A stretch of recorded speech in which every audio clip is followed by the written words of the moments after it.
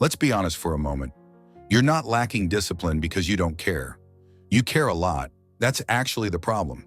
You've promised yourself so many times that this would be the version of you that finally stays consistent, the version that wakes up early, the version that follows through, the version that doesn't quit halfway.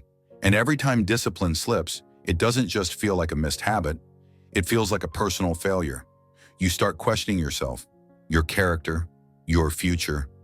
You wonder why other people seem to stay locked in while you keep restarting. Why discipline feels heavy for you, but effortless for them. And slowly, without realizing it, you stop trusting yourself. But here's the truth most people never hear. If discipline never lasts, it's not because you're broken. It's because you were taught discipline in a way that was never meant to work long-term. Discipline has been marketed as something aggressive, something harsh, something you force. We're told discipline means pushing even when you're exhausted, ignoring emotions, and powering through life like a machine. But that definition is incomplete and dangerous. Real discipline isn't about domination, it's about alignment. Discipline is what happens when your environment, identity, and systems support the person you want to become. It's not constant struggle, it's reduced resistance.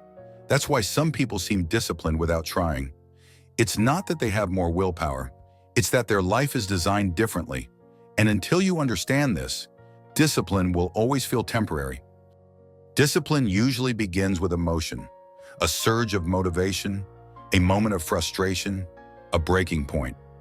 You decide you've had enough wasting time, enough inconsistency, enough starting over. But emotional discipline burns fast. It's powerful and short-lived. Once the emotion fades, there's nothing holding the behavior in place. Another reason discipline collapses is because people build routines for an ideal version of themselves. Not the real one. The version that never gets tired, never feels overwhelmed, never has bad days. Real life eventually interrupts that fantasy. And when it does, instead of adjusting, most people internalize the failure. Then there's the silent killer, identity conflict. If deep down you still see yourself as someone who struggles with discipline, every disciplined action feels temporary, like you're acting out of character. You don't live in alignment with it, so your mind resists it. This is what it looks like in real life.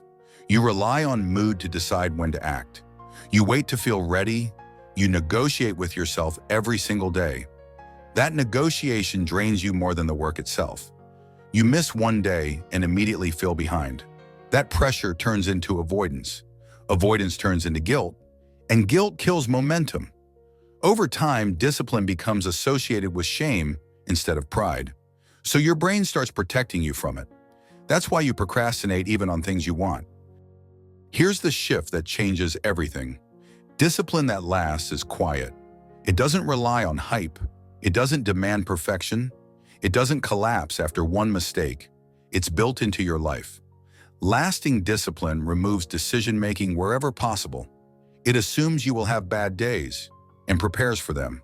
It also changes how you see failure. Missing a day doesn't mean I'm undisciplined. It means I'm human.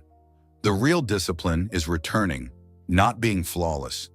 And the biggest shift of all, discipline becomes something you do because it reflects who you are, not something you do to fix who you think you aren't. Start by shrinking the commitment, not increasing it. Most people fail because their standards are too high at the beginning. Discipline grows through repetition, not intensity. Build habits that survive chaos. Habits you can maintain even when tired, distracted, or unmotivated. Anchor discipline to identity statements. I'm the kind of person who shows up, even imperfectly. Not, I must never fail. Design your environment so discipline becomes the default. Reduce friction, remove triggers, make the right action obvious and easy. And most importantly, forgive faster. People who stay disciplined don't beat themselves up less because they're stronger. They stay disciplined because they recover faster. Discipline dies when self-trust is broken. Every time you promise yourself something and don't follow through, trust erodes. Eventually, your brain stops believing you. That's why rebuilding discipline starts with small wins. wins you always keep. When you prove to yourself that you follow through, even on tiny commitments, discipline begins to feel natural again. Discipline isn't about control, it's about credibility with yourself. If this helped you see discipline differently, subscribe to the channel.